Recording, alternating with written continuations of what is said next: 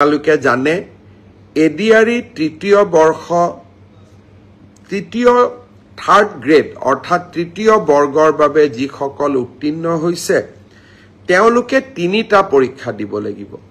যিসকলে ষ্টেনোগ্ৰাফাৰৰ পৰীক্ষা পাছ কৰিছে তেওঁলোকে ষ্টেনোগ্ৰাফাৰৰ স্কিল পৰীক্ষা দিব লাগিব। যিসকলে ড্ৰাইভিং পাছ কৰিছে তেওঁলোকে ড্ৰাইভিঙৰ স্কিল পৰীক্ষা দিব লাগিব। আৰু যিসকলে সাধাৰণ তৃতীয় বৰ্গত পাছ কৰিছে তেওঁলোকে কম্পিউটাৰৰ স্কিল পৰীক্ষা দিব লাগিব।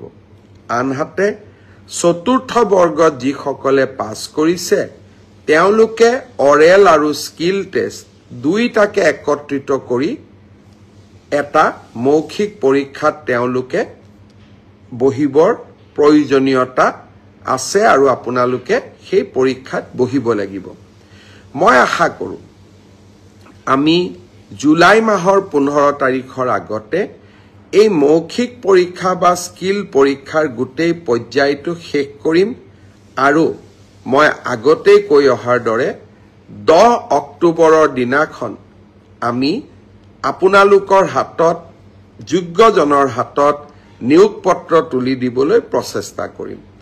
10 অক্টোবৰৰ দিনটোতে আমি post graduate teacher, graduate teacher, LP, এমিৰ শিক্ষক আৰু স্বাস্থ্য বিভাগৰ বিভিন্ন পৰীক্ষাত উত্তীৰ্ণ হোৱা আৰু এডিআৰইৰ পৰীক্ষাত উত্তীৰ্ণ হোৱা এই আটাইসকলকে একেলগে খানাপাৰা ফিল্ডলৈ মাতি আনি আমি নিযুক্তি পত্ৰ আগবঢ়াম। মোক কোনোবাই সুধি থাকে পুলিচৰ ৰিজাল্ট কেতিয়া দিব।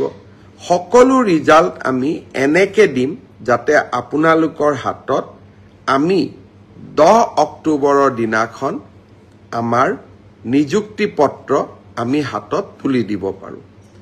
বহুতে মোক সুধিছে যে এডিআৰইৰ নতুন এডভাৰটাইজ কেতিয়া হ'ব, পুলিচৰ নতুন এডভাৰটাইজ কেতিয়া হ'ব। মই আশা কৰোঁ অক্টোবৰ মাহত নিযুক্তি পত্ৰ দিয়াৰ পিছতেই আমি নৱেম্বৰ মাহত নিশ্চয় আকৌ চৰকাৰী চাকৰি